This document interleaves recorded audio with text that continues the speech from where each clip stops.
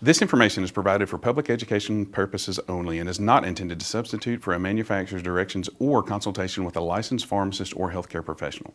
All medication, including those available over the counter, can be harmful if not used as directed, and taking more than one medication could result in harmful drug interactions. Please consult a licensed pharmacist or healthcare professional before taking any medication or changing an already approved or prescribed medication plan. La anticoagulación es un tema muy importante, teniendo en cuenta que la población cada vez es más vieja y que tenemos muchas patologías que afectan el corazón.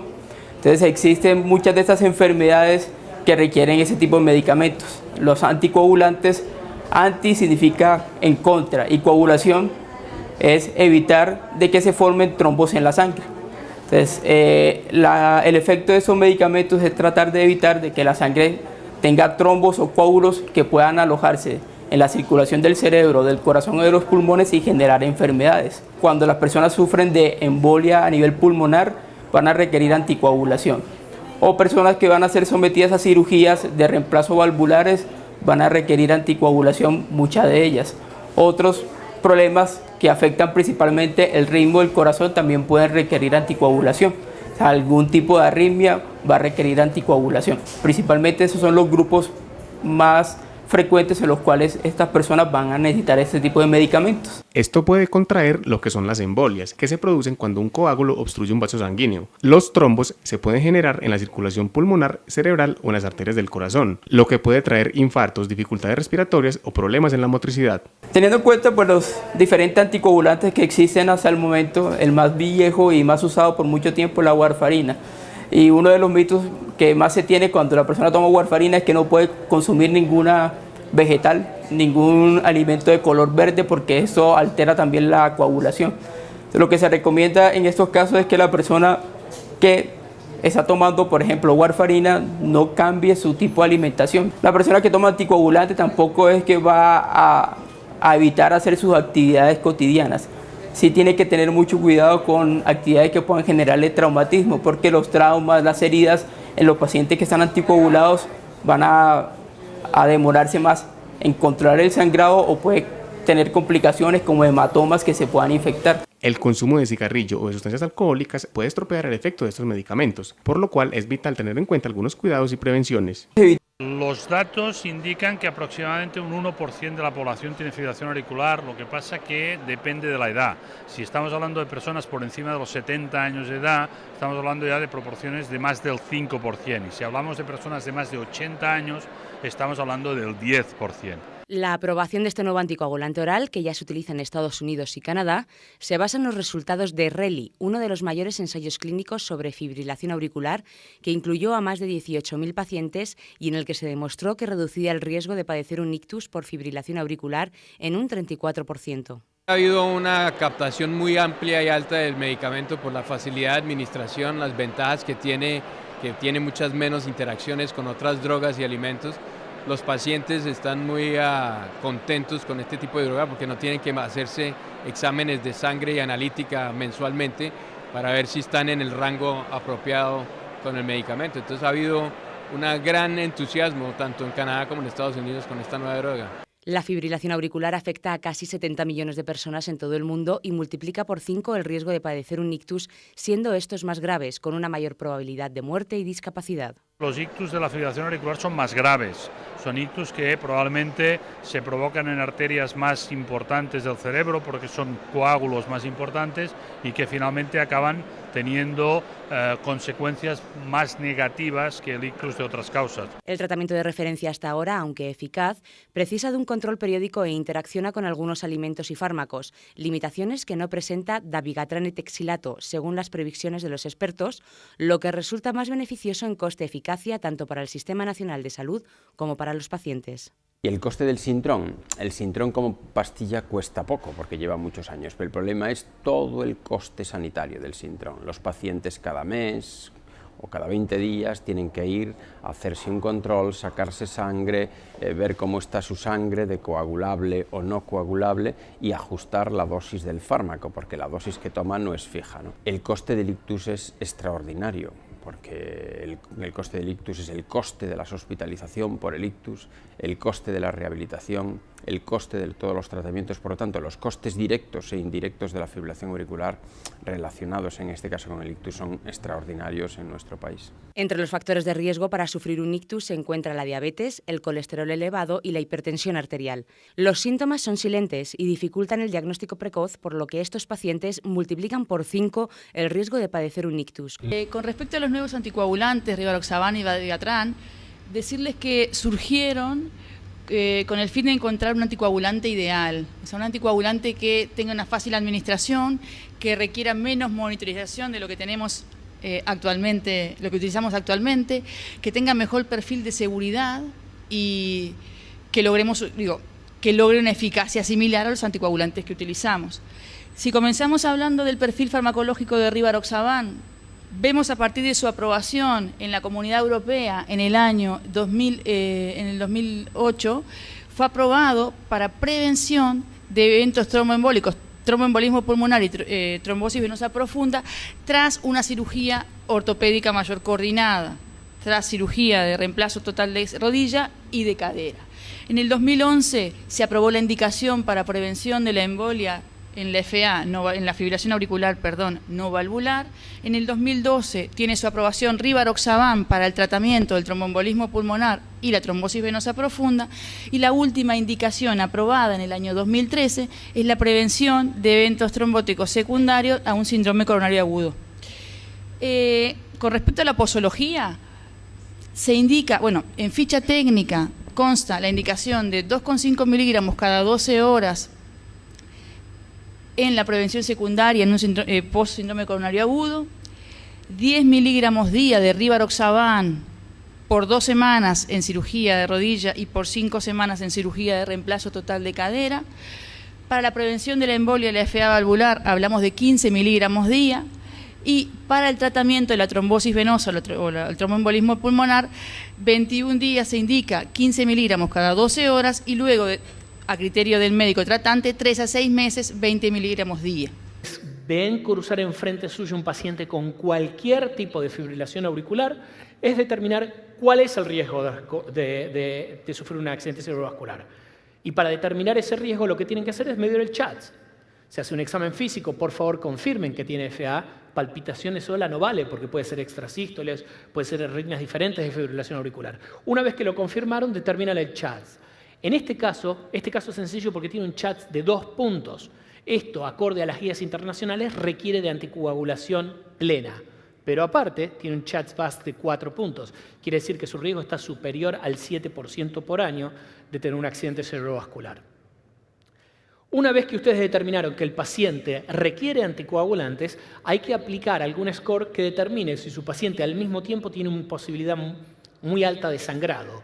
Cuando ustedes llegan a esta situación difícil, donde el riesgo de stroke es muy alto, pero el riesgo de sangrado es muy alto, es donde hay que individualizar el caso.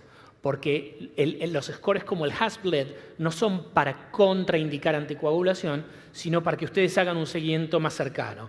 En este caso, el HAS-BLED está por debajo de 3, con lo cual no hay un gran riesgo de sangrado y la paciente puede ser anticoagulada. Esto es para el machete que usamos para acordarnos de qué cosas hay que medir en el HAS-BLED. Y entonces, ¿qué le damos a Nancy? ¿Warfarina o nuevos anticoagulantes orales? Vamos a ver cómo está esta historia. Tengo 5 minutos y voy a tratar de hacerla en 5 minutos, Fernando. Warfarina o acenocumarol versus los NOACs. Fíjense, cuando ustedes comparan warfarina contra placebo, la warfarina es estupenda y por muchísimas décadas nos ha ayudado a prevenir el stroke. Pero había varios problemas con la warfarina y eso fue lo que despacito fue, de alguna manera, motivando la aparición de los nuevos anticoagulantes orales. ¿Y cuál es el problema de la warfarina? El primero, fíjense, surgen de estudios con alto número de pacientes, es que del grupo total de pacientes que requieren recibir warfarina para prevención de stroke, solo la mitad o aproximadamente la mitad son iniciados en warfarina. Y eso es por múltiples causas, por las que ustedes quieran encontrar, solamente la mitad de los pacientes son anticoagulados. Pero fíjense, aparte, qué interesante esto. Como les decía, al momento de la iniciación de la warfarina y dependiendo de la edad de los pacientes, cuanto más añoso el paciente es, menos se indica warfarina, esto sería el 100%, cuando son pacientes muy añosos se empieza en menos del 20%. Pero vamos a tomar aquellos que sí iniciaron warfarina, o sea, la mitad de los pacientes que la necesitaban, aquellos que sí la tomaron. Fíjense qué interesante, esto es el seguimiento de los pacientes. A aproximadamente 4 años, la mitad de ese 50%, por una razón o por otra, la warfarina se descontinuó. Fíjense esto qué interesante. Estos son diferentes trials y diferentes registros donde se midió cuánto tiempo pasaban en rango terapéutico aquellos que tenían indicación de warfarina y que finalmente la iniciaron y que no descontinuaron a 4 años. Y fíjense qué interesante. De ese 50, del 50, del 50, solamente la mitad están apropiadamente anticoagulados. Quiere decir que la sensación de anticoagulación cuando uno prescribe warfarina es un ente abstracto, porque la mitad de los pacientes no la reciben, la mitad de los pacientes la discontinúan y de los que la toman, la mitad no están en rango terapéutico. Encima, les pretendo que los de la última fila se lean toda esta lista y la memoricen. La warfarina interactúa con todas estas drogas. ¿Ok? Creo que les di tiempo suficiente para que se acuerden más o menos de la lista. ¿Dónde está la warfarina ahora? Si 50% de los candidatos ideales solamente la comienzan y la mitad la discontinúa a 3 a 5 años y la mitad no está en rango terapéutico y la warfarina tiene más riesgo de sangrado que las drogas contra las cuales se está probando y encima hay múltiples interacciones, es cuando queda la puerta abierta para el desarrollo de una nueva medicación. Y estos son los grandes estudios, yo sé que han habido otras sesiones, así que no voy a insistir, donde se ha puesto el dabigatran, el rivaroxaban, el apixaban y el endoxaban. Voy a tratar esto de ir más rápido, pero sí les voy a pedir que recuerden esto. Esto no es para favorecer un anticoagulante versus otro. Mi rol hoy es tratar de demostrarles que los nuevos anticoagulantes orales son igualmente efectivos que la warfarina, que tienen menos sangrado que la warfarina y que requieren menos intervenciones para el paciente que la warfarina. Pero quiero que recuerden que el dabigatran, el 85% se excreta por el riñón, mientras que solamente un 33, un 27 y la mitad en endoxaban. Esto hace que algunos de los anticoagulantes orales sean muy efectivos en pacientes con deterioro de la función renal severa, mientras que otros no.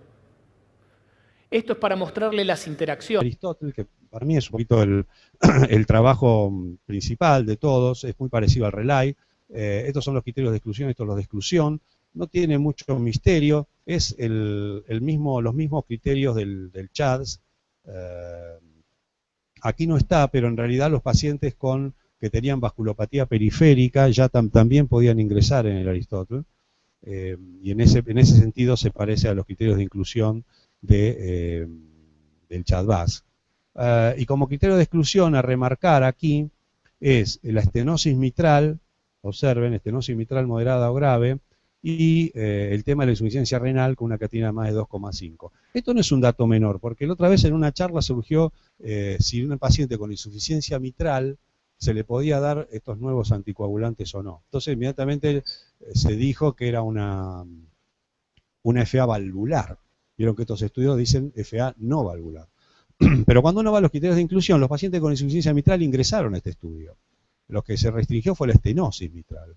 De manera tal que en una insuficiencia mitral podría ser, no podrían no entrar en estos estudios. Y la insuficiencia renal, bueno, eso es en este caso pusieron un criterio de creatinina más de 2,5. En general, aquí había 2 dosis, en Aristóteles se maneja la dosis de 5 miligramos 2 veces por día, mayormente, prácticamente el 90% más, el 95% de los pacientes recibieron esa dosis, y la dosis más baja se reservó para los pacientes que tenían una creatinina de más de 1,5, o edad más de 80 años, o pesaban menos de 60 kilos. Con tener 2 de esos criterios, le daban la dosis de 2,5 cada 12, que es la mitad, pero ya les digo, eso fue un número muy chiquito dentro del número total de pacientes. Lo bueno de estos estudios, como el RELAI, esto se parece al RELAI, es que las características clínicas de los pacientes son bastante similares a las que uno ve habitualmente en la práctica diaria, digamos. La edad media 70 años, la edad promedio del fibrilado que uno ve. acá más de 75 años el 31%, 20% antecedente cerebrovascular, un tercio insuficiencia cardíaca, un cuarto diabético. Bueno, como ven acá, ven que el 20% solamente tenían ACV, el Rocket el 50% prácticamente. Y aquí tenemos los niveles de depuración de creatinina o clínica de creatinina y el CHADS de 2,1, como habíamos dicho antes. Latinoamérica participó, Argentina realmente incluyó un montón de pacientes en este estudio, y Argentina mantuvo, cuando se analizó el tiempo en rango terapéutico de nuestro país, estuvo muy bien, estuvo por encima del 60%, así que dimos la nota. Una de las cosas que se vio en este estudio en Aristóteles es que la suspensión temprana del medicamento, si los pacientes que empiezan a referir síntomas, malestar o que no quieren tomarlo, realmente fue menor o fue bajo en el grupo con apixaban. Este era un estudio doble ciego, así que realmente esto fue una buena nota para la droga, que se suspendiera menos que la warfarina. Y bueno, y los resultados un poco de este estudio que realmente les dio bien redondo, les dio muy bien. Esto es prevención de la ACV o la embolia sistémica, todo lo que sea accidente cerebrovascular y embolismo periférico. La reducción del riesgo relativo fue del 21%, que fue bien significativo. Y lo que es interesante, que le daba significativo para hacer igual que la warfarina o mayor, digamos, o sea, superioridad. Y esto realmente, hasta aquí, solamente la dosis del dabigatran más alta, que es la de 150, había logrado un resultado similar. El otro gran punto fue el del sangrado mayor, que es el que más, cuando uno habla con médicos, lo que más lo asusta es esto, ¿no? Porque al fin y al cabo la prevención de la embolia no se ve, por así decirlo, y esto sí se ve, ¿no?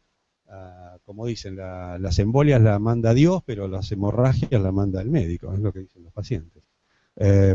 Entonces, en este estudio que se evaluó el sangrado mayor, realmente la disminución fue del 31% del riesgo de sangrado, lo cual fue significativo, y esto también fue un hecho a destacar, ¿no?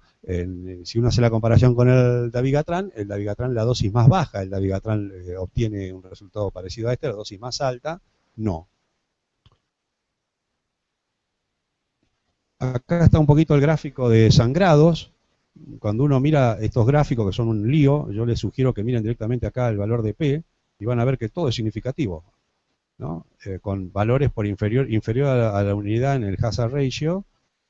O sea que en todos los sangrados realmente hubo una disminución del sangrado con el uso de la apixaban.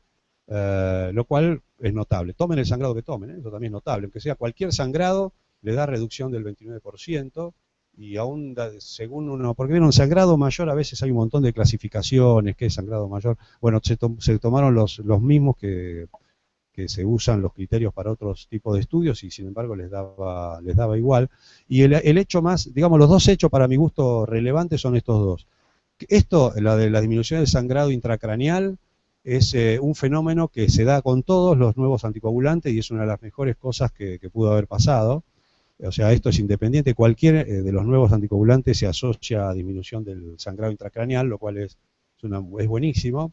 Y el otro hecho es el sangrado gastrointestinal, porque este sangrado es el más común y realmente, si bien no es significativo, por lo menos está por debajo de la unidad, o sea que por lo menos no lo incrementa, o sea, mantiene el mismo perfil de sangrado gastrointestinal o un poquitito menos que la warfarina. Y eso es un dato también interesante. Observe que cuando se juntan todos los elementos juntos también hay reducción. La verdad que en ese sentido los que hicieron el Aristóteles están todos muy contentos. Y el último punto que analizaron, que es mortalidad total, que es lo que sirve en estos casos, mortalidad por todas las causas, tiene una reducción un poco menor, del 11%, que les da significativo en el pico, en el borde de la significación, pero significativo de una disminución entonces, como dije, del 11% de reducción de la mortalidad. Después les voy a mostrar unos gráficos comparativos con las otras drogas para recordar un poco el efecto de todos ellos, ¿sí? Este es el estudio. En este estudio del Aristóteles, se evaluó los resultados de embolia sistémica y sangrado de acuerdo a los niveles en cuartilos de lo que es el tiempo en rango terapéutico. Y bueno, básicamente, no se ve todo muy bien, lamento, pero siempre observen que la significación se logra para el lado de la mejoría. Esto es mejor el apixaban que la warfarina, siempre es mejor, independientemente del nivel del tiempo en rango terapéutico, se logra disminución de la embolia sistémica y mejoría en los sangrados. La interacción de la P no es significativa, eso significa que los cuartilos de tiempo en rango terapéutico no influyeron en el resultado. Así que también esto es muy bueno. Observe que aún en pacientes que tengan un tiempo en rango terapéutico excelente, si bien los intervalos de confianza son amplios, el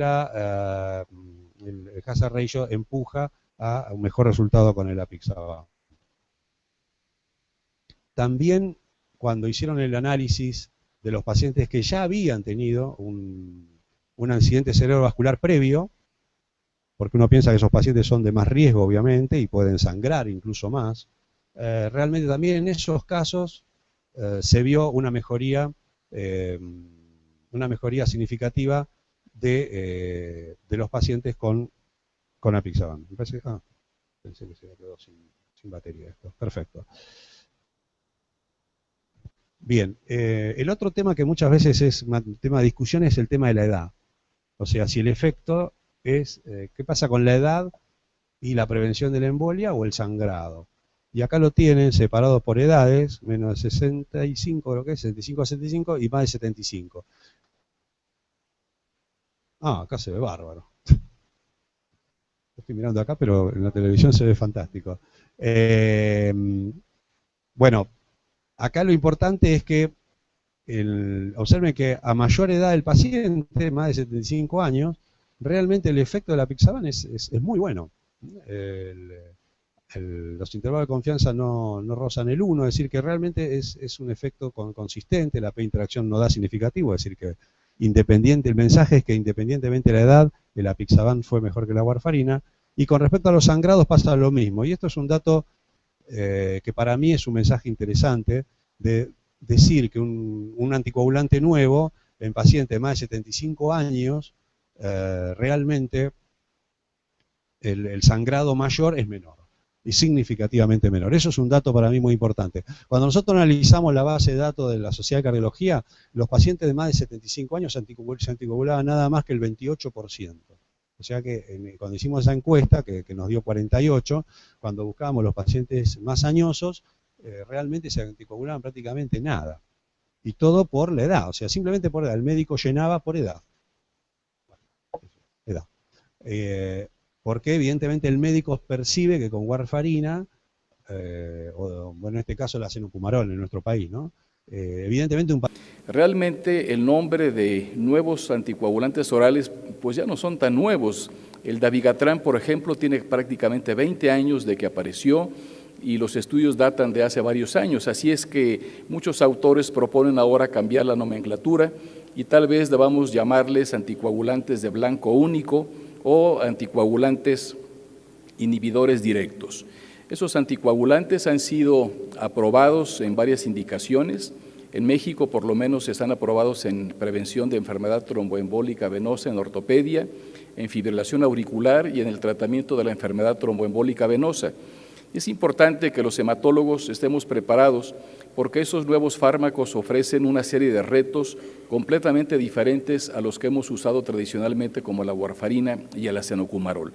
En particular, el hematólogo se enfrenta a las interconsultas de numerosos médicos que nos preguntan si es necesario o no vigilarlos por el laboratorio, cuáles serían las situaciones en que hay que vigilarlos, cómo se revierten sus complicaciones hemorrágicas, cuáles son las principales indicaciones y cuál es la diferencia con los anticoagulantes tradicionales. De tal manera que el hematólogo tiene que estar también preparado ante estos nuevos fármacos. Para